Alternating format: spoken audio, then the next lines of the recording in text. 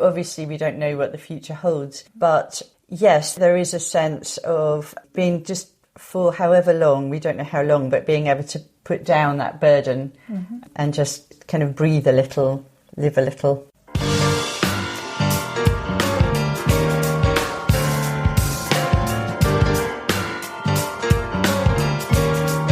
Welcome to Heart to Heart with Anna. I am Anna Jaworski and the host of your program. Today's episode is called The Mental Health of a Heart Mom. I always enjoy meeting heart parents face to face, but it doesn't happen as often as I would like.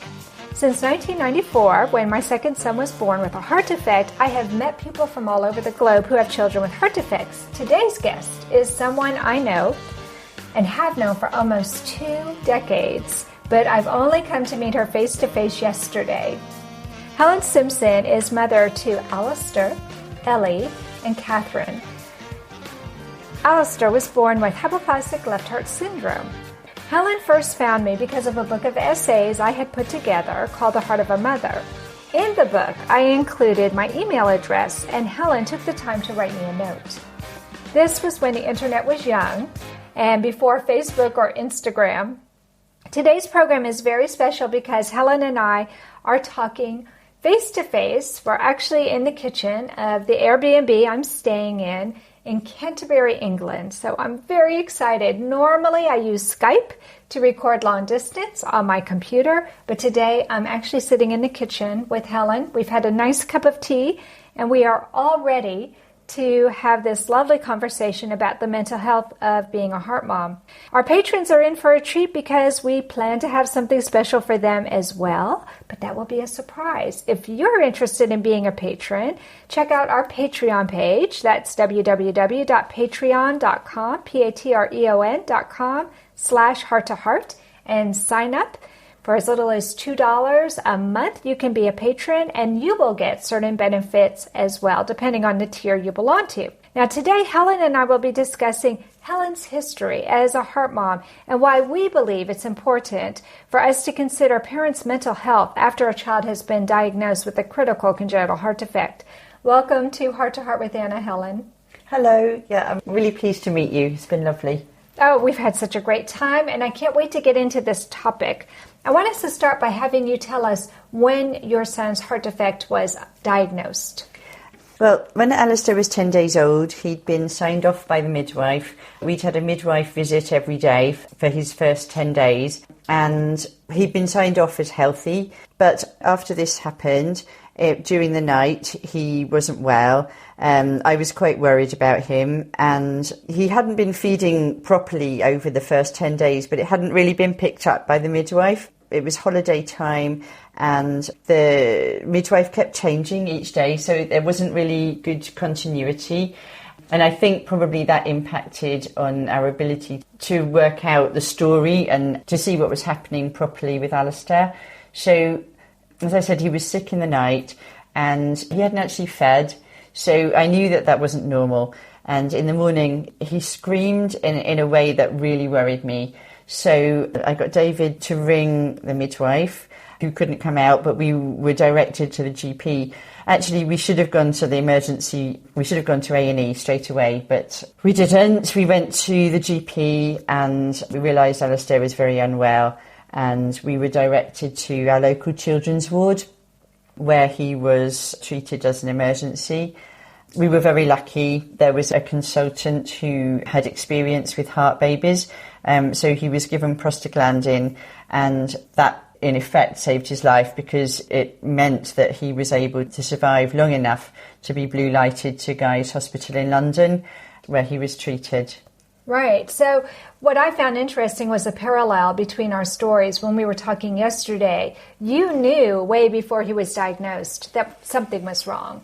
And you kept saying something to the midwives, but nobody seemed to pick up on it. I mean, I don't know, call it a mother's instinct, but yes, I was very, very anxious. It was my first baby, and I think I was too easily persuaded that the problem was in fact my anxiety rather than the problem was the baby. Right. The same thing happened to me. They were treating me like I was an overprotective parent, and Alex was my second child, but they kept telling me, don't compare him to your first child. Every child is different. He came 3 weeks early, and there were all of these excuses. So I found it interesting how you and I had a very similar experience where we knew in our hearts something was wrong, but the professionals were not agreeing with us. So after Alistair's heart defect was diagnosed, and it was very serious, hypoplastic left heart syndrome, so it wasn't something that could have been put off much longer. It couldn't have been put off any longer. Right. It's a miracle that he survived as long as he did. Yes. Yeah. No, he collapsed. He was grey. He was limp. We were extremely lucky. Yes. And we're very lucky that the GP acted very quickly when we finally got to see somebody. And because we only live a few minutes away from our local hospital, we were able to, she said it was quicker than getting an ambulance. Right. So we jumped in the car and took him straight there. Absolutely. Well, tell me what kind of support you had after the diagnosis. Because this was quite a while ago. We haven't said how old Alistair is. He's 20. Well, he's almost 20. Almost 20. So this was, 2 decades ago, just about. Yeah. Okay. So when we arrived at the hospital, because we had to follow the ambulance, a lovely thing, just as we got out of the car, hugely worried, the ambulance driver gave us a little thumbs up so that we knew he was alive, which was lovely. And we got a huge amount of support from friends and family who were absolutely wonderful and looked after us, looked after Alistair when we needed it, looked after things at home. And also at that time, there was an organisation called ECHO, which is a parents group linked with Evelina Children's Hospital. And they were just setting up, and I became involved with them.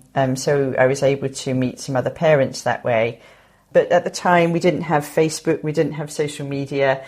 So actually, your book was hugely instrumental. It was the first time that I really felt connected emotionally with other parents, because I read their stories and I guess it made me feel not so alone. Right. That was the whole purpose of the book. Yeah. And that's the whole purpose of this podcast, which is why I always end the show with reminding my friends, all of my listeners, you're not alone. I think for me, that was probably one of the worst parts of having a child with a heart defect. All of my friends had children who were healthy. Yeah. And I didn't feel connected with them in the same way anymore. No. And I couldn't have my child around other little children who were sick. It's very isolating. It is very isolating. And you definitely do feel alone. So, that was the whole purpose of putting the book together, was to let people know they weren't alone and also to give them hope.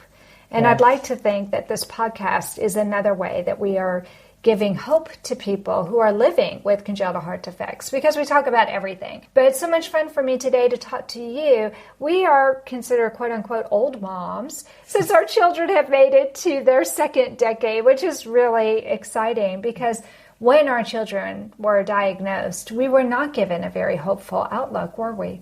No, we were given a statistic, 50-50 chance of survival to 5. And that statistic it went round and round in my head. I just couldn't come to terms with it. I found that very difficult to hold in my head.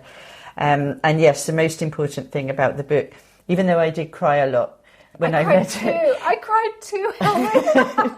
Yeah, I did cry a lot. But yes, it did give me hope, because there are stories of heart survivors who were older, who had gone through the journey that we were just beginning. So yes, it gave me hope. Yeah, well, good. That's what that book was supposed to do. And for any of you who are interested in the book we're talking about, it's called The Heart of a Mother. And if you go to babyheartspress.com, you can see what we're talking about. Well, let's talk about the greatest sources of information and support that you got when Alistair was young. And I know things are probably different now here in the UK, but way back when, 20 years ago or 18, 19 years ago, what were your greatest sources of information? Definitely friends and family, like I said, Evelina Heart Organisation. I did look online. I joined a parent chat group online, but yeah, I do think it was very isolating. It was hard to get the support that I needed, to be honest. Texas Heart Institute were offering us a mechanical heart, and he said, no, Dad, I've had enough. Give it to someone who's worthy. My father promised me a golden dress to twirl in. He held my hand and asked me where I wanted to go.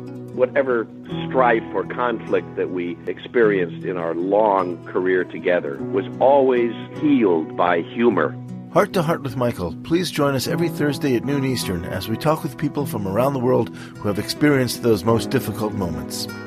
Anna Jaworski has written several books to empower the congenital heart defect, or CHD, community. These books can be found at Amazon.com or at her website, www.babyheartspress.com. Her bestseller is The Heart of a Mother, an anthology of stories written by women for women in the CHD community. Anna's other books, My Brother Needs an Operation, The Heart of a Father, and Hypoplastic Left Heart Syndrome, a handbook for parents, will help you understand that you are not alone. Visit babyheartspress.com to find out more. You are listening to Heart with Anna. If you have a question or comment that you would like addressed on our show, please send an email to Anna Jaworski at anna@hearttoheartwithanna.com. That's anna@hearttoheartwithanna.com. Now, back to Heart with Anna. Last night, Helen, when we met face to face for the first time, we were talking about how our mental health as parents of children with chronic illnesses were treated when our children were young. So let's talk about why you feel that parents may need some assistance when it comes to our mental health. Finding out your child is ill and ill in the long term, it's hugely traumatic. And even planned hospitalization is extremely difficult for parents and families. Yeah. So add on top of that an emergency hospitalization. It's very traumatic for the parent, and you end up focusing so much on what the child needs that it's very easy to forget your own needs. Sure. And often very well-meaning people, they're always asking, how is the child? Which, of course, that's important, and they want to know, and you want to fill them in, and your whole focus is on how the child is. But again, your needs can become forgotten in amongst all that.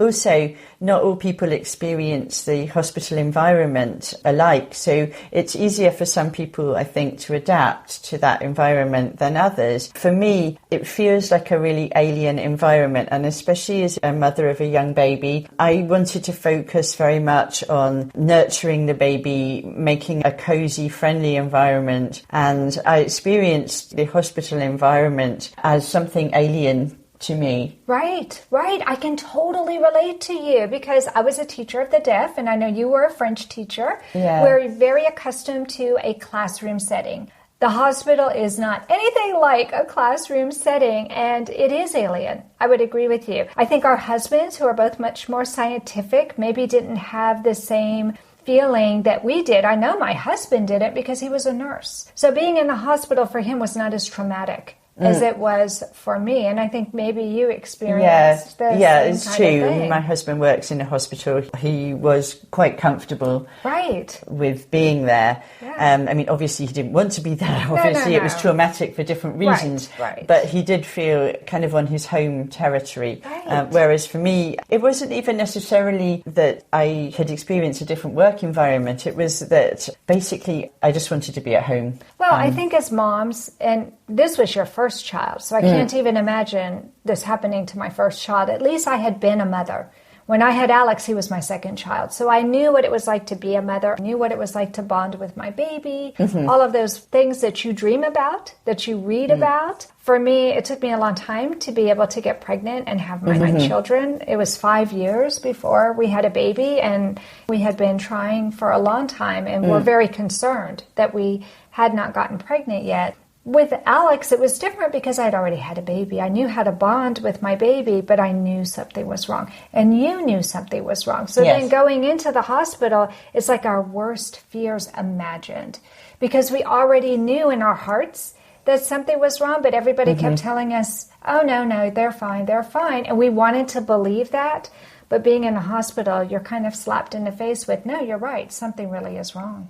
Yes. Yeah. I mean, I think it's very common, from what I understand, for new parents to be anxious about their babies. Sure. And it is that idea that your worst fear has come true. Yeah, absolutely. And you're going through a period of rapid adjustment because the reality in front of you is there's a complete mismatch between the reality that you're living and the reality that you've imagined. Right. And somehow you've got to close the gap. Right. Coupled with that, you're probably not sleeping. Exactly, yeah. So that has an impact. And fortunately, things have changed an awful lot now. But I remember expressing milk in a toilet. I was too shy at the time to ask where there was a facility to do that. Oh, no. And I know it's hard to believe now. Right. You know, now I can't imagine where I was then as a young mother. Yeah. But it was when Alistair was first admitted, he was in the local hospital and he was in the emergency room, and I knew I needed to express milk. I asked to borrow a pump, so I was given a pump to borrow, but I didn't know where to go with it. So I remember going into the toilet, and it just felt so sad. It felt so lonely. Yeah. And just extremely isolating. Sure. Not to mention unhygienic. Well, I was lucky when I asked for a pump, like you did, because I had been nursing Alex. We had a room. They had a pumping room that she went into. But I remember going in there the first time, and I was always used to nursing my baby. Mm-hmm. I had never used a pump for Alex. I used a pump once or twice after I needed to for Joey, but I didn't like pumping. It's not very comfortable.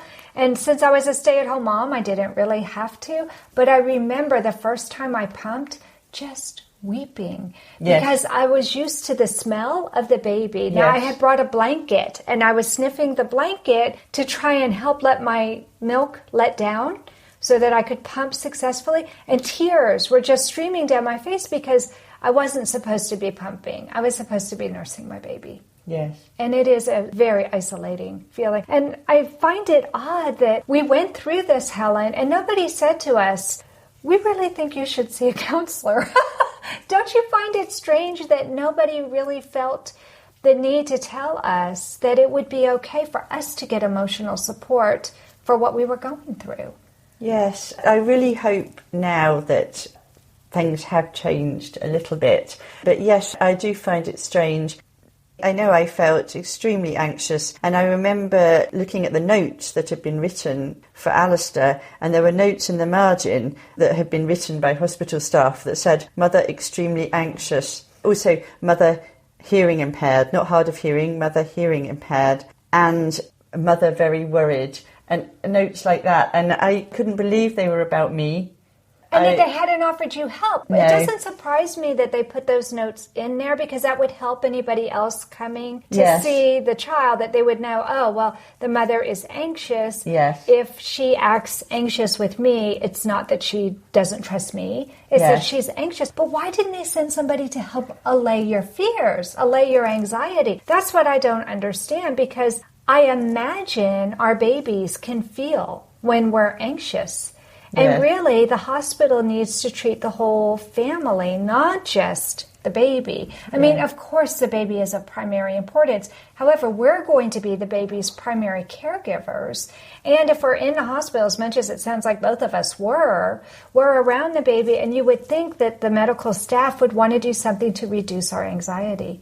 And they don't. So this is for all those people who are listening to my show, that we need to do something for those moms, because it is extremely anxiety-provoking to be in the hospital, to be facing open heart surgery with your child, to be facing such an uncertain future.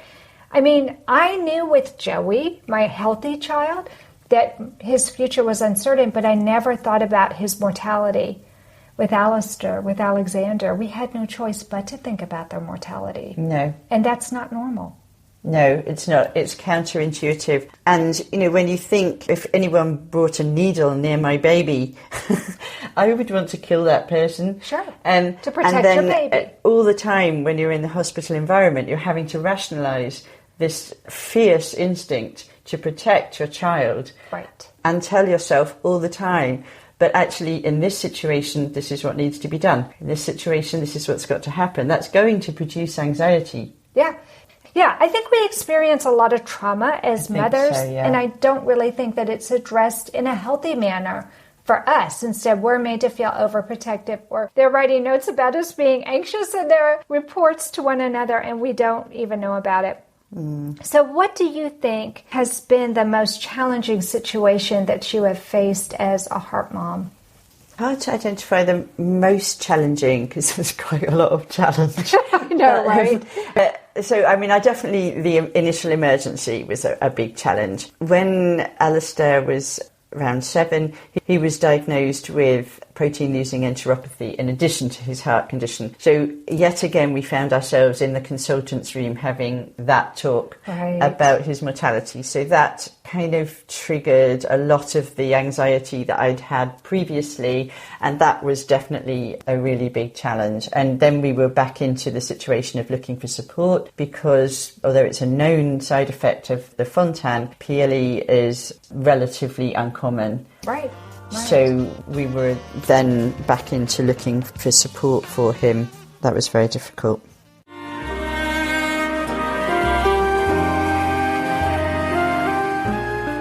Home Tonight Forever by the Baby Blue Sound Collective. I think what I love so much about this CD is that some of the songs were inspired by the patients. Many listeners will understand many of the different songs and what they've been inspired by. Our new album will be available on iTunes, Amazon.com, Spotify. I love the fact that the proceeds from this CD are actually going to help those with congenital heart defects. Enjoy the music. Home Tonight Forever.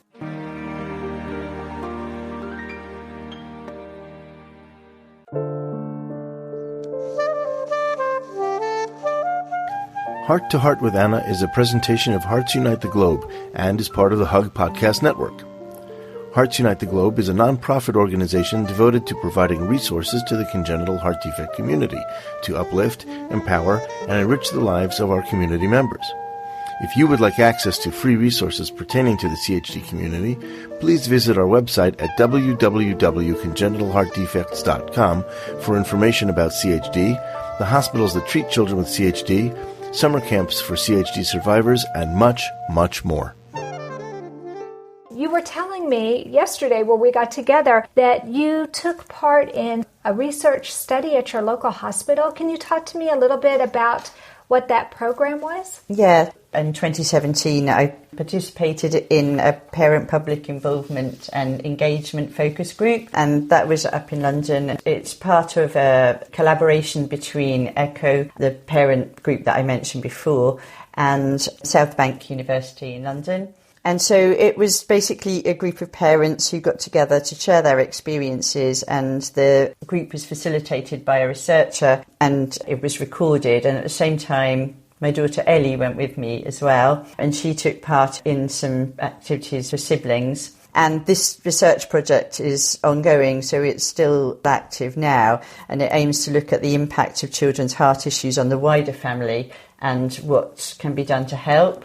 Right, which is exactly what we're talking about as far as the mental health of parents, but also that is a whole other area that needs to be examined, and that is, what is it like to be the sibling of somebody who is having multiple surgeries or having to go to the doctor regularly, or heaven help us, developing protein-losing enteropathy or some other kind of illness. We know that plastic bronchitis is another rare, and yet it happens, circumstance. Arrhythmias are not so rare. A lot of our Fontaners end up developing arrhythmias and might need a pacemaker or might need to have ablations. And so just because you have the Norwood, the Fontan, a bidirectional gland, that doesn't mean it's it. No. This is an ongoing, lifelong condition, and there will be situations in the future that the siblings will have to deal with as well. And I think that's very unusual, don't you? Yes, to be honest, I don't know what went on in the siblings group, which is kind of a good thing because we were in different areas. But certainly when we were on our way home and Ellie and I were talking about it, I could tell that she was quite animated. There's a sense of relief at having met other people who were in her situation and also had fun with them, which was nice. Which I think is lovely. I did an entire season talking with siblings Right. And I loved those 13 shows that I did were so fabulous for me to get a chance to talk to the siblings. What was it like being raised with somebody who had a heart defect? And I was really touched by how sensitive, how empathetic these siblings were. Not that it was easy to be raised with a sibling with a heart defect. And they had to think about their siblings' mortality, or some of them at least were confronted with their siblings' mortality, which again, is not a typical situation for most siblings, but I do think that there's value to them knowing other siblings who are in that same circumstance. Yeah, absolutely, yeah. Yeah. What do you think that you've learned as a long-time heart mom, which it feels good to say that we're long-time heart moms. What do you think that you've learned that you would like to share with somebody new? I think I've learned that it's okay that I was worried. It's okay to be anxious. It was okay to tell other people that I felt like that, because for a long time I didn't really say that. And I've realised it's okay to be emotional in front of other people. It's only recently that I've really properly understood the importance, both for me and for the people around me, of looking after myself and paying attention to my own well-being. Right. So, yes, I think that would be perhaps the most important thing that I would say to other people, which is not only is it okay to say that you're worried about things, but it's okay to look after yourself. Right. I think if I were to tell a newly diagnosed heart mom anything, it would be, give yourself a break. Mm-hmm. You don't even have to make it a date. Even if you just want to have somebody in the house to watch the baby so you can go take a bubble bath, or so you can just have a nap. Because like you were saying, there's so much anxiety. I've had trouble sleeping at night. Did you sometimes have trouble sleeping? Yes, but actually I've just been reminded of a wonderful thing that your husband said to me today, which was a really good point. We were talking about this issue, and he said how on a plane they tell you to pull down your own oxygen mask first before you try and look after somebody else. Right. And it's very easy to give that advice. And of course, I'm 20 years on now, and as a younger parent with an ill baby, I was a lot more vulnerable than I feel now. But I still think that was excellent advice, and it was a really good image, because it's one that we're all familiar with, and it's very clear. It's an important thing. Yeah, but I think you're so right that we need to address our own health as well, because if we're healthier, and I'm talking about mental and emotional health, and maybe that's through reaching out. Now there's so many more avenues on the internet than there were 20 years ago. For me, 25, because my son is now 25, and we didn't even get online till he was 2 years old. We didn't even have internet. So for those newly diagnosed parents who are in their 20s right now, you probably don't even remember this. But it was very isolating back then because we didn't even have online services like you do now. But I would say, yes, you need to see after your own mental health, and that also there's nothing wrong with counseling. Seeing a psychologist or a psychiatrist, or even doing group therapy. It sounds like ECHO is involved with helping families. Do you want to talk a little bit more about ECHO and what they do here in the UK? Well, now, of course, it's a lot more developed as an organisation than it was. And there are all kinds of things going on, so activities and groups that children can join in with, and young people. Again, it's often based on just having fun together, not necessarily sharing big things, but just having a nice time and treating yourself. So, they say that there's quite a lot more that can be things that can be joined in with than there were 20 years ago. I was going to say all that time ago. It makes me feel so old, Helen. But you know what? How awesome that nowadays we can say, wait a minute. And the thing that's popping into my head is, my son was young. We didn't have any of that. No. And the other organisation that helped me a lot, but I didn't get in touch with them till later on because I didn't know about them, was Little Hearts Matter. Yes. And they have helped hugely. They helped with doing applications for Alistair's DLA, Disability Living Allowance. They helped with his transition between primary and secondary school and information for teachers. And again, there are networks, and you can ring up and talk to somebody which was really important. They also have a lovely website, which has a lot of information as well. Yes, yeah. And now we have that. We have those websites that we can go to. Another one that's really good, and in fact, the organization that Jane Hunt and I started, which was called Milagros in Central Texas, has now been taken over by Mended Little Hearts. And Mended Little Hearts is all over the United States, and it sounds like they do a lot of what you're talking about. And they also help bereaved parents. They have a special program for bereaved parents, which I think is so necessary because that seems to almost be a taboo subject. They don't want to talk about what happens if one of those children pass away. And we know, unfortunately, there's a disproportionate percentage of our children who are going to not make it to that next birthday. Those people need support probably even more than we do.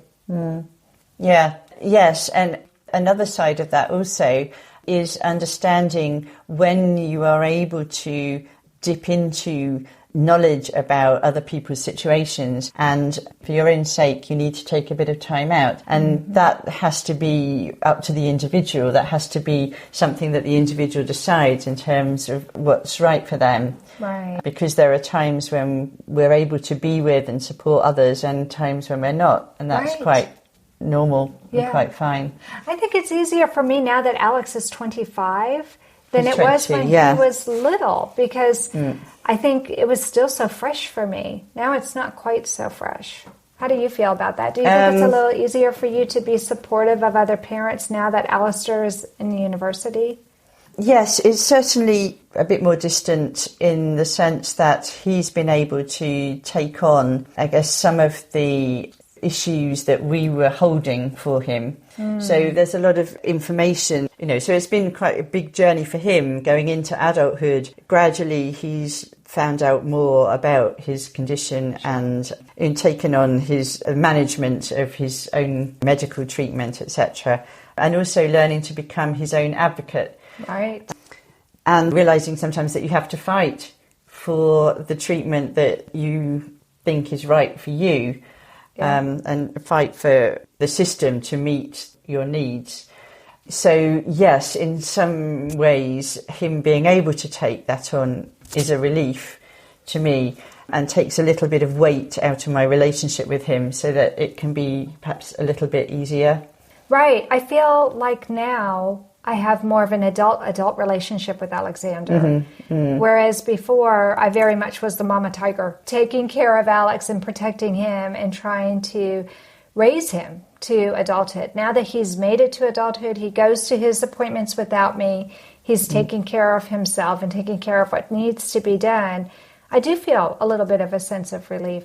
But I think as far as like providing the support, it's just a little bit easier too, because I feel like we have a success story. We really are so lucky that he's made it this far when we were told that he probably wouldn't. Oh, yes. Yeah. And for you, even more so, because with the PLE, that must have been a huge scare for you. Yes. I mean, at the moment, Alistair's PLE is in remission. So obviously we don't know what the future holds. But yes, there is a sense of being just for however long, we don't know how long, but being able to put down that burden and just kind of breathe a little, live a little. Yes, I love it. I love it. This time has just completely flown by. I've been waiting for 6 years to have you on my show because I knew I wanted you on my show early, and I was lucky enough to get David on the show. But with you being hearing impaired, working on Skype was not going to work. So I'm so happy that we could meet face to face and actually do this. So thank you so much for coming on the program today, Helen. Oh, thank you. Yeah, really enjoyed it. It has been so much fun. So that does conclude this episode of Heart to Heart with Anna. Thanks for listening today, my friends. Please consider becoming a patron of our program by visiting www.patreon.com/heart to heart. And remember, my friends, you are not alone. Thank you again for joining us this week. We hope you have been inspired and empowered to become an advocate for the congenital heart defect community. Heart to Heart with Anna, with your host Anna Jaworski, can be heard every Tuesday at 12 noon Eastern Time.